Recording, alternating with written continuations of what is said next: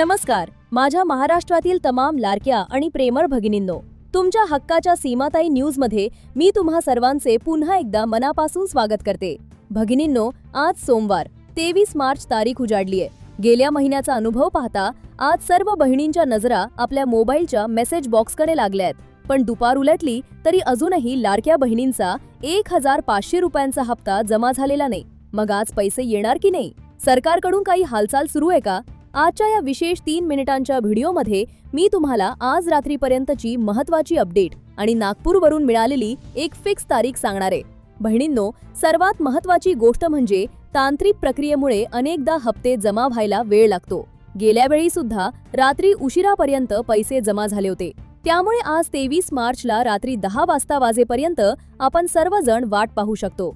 अजूनही सरकारवर आपल्याला पूर्ण आशा आहे की आज रात्री 10 वाजेपर्यंत तुमच्या खात्यात आनंदाचा मेसेज येऊ शकतो. जरी अजूनही या संदर्भात कोणताही अधिकृत GR आलेला नसला तरी प्रक्रियेला वेळ लागत असल्याने आपण संयम ठेवणे गरजेचे आहे.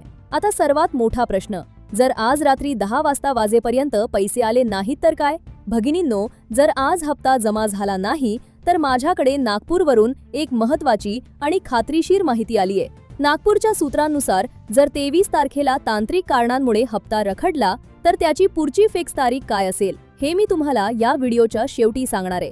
सरकारला 31 मार्च पूर्वी सर्व हप्ते पूर्ण करायचे आहेत. त्यामुळे निधी वितरणाची तयारी पूर्ण झालीये. फक्त बटन दाबण्याची प्रतीक्षा आहे.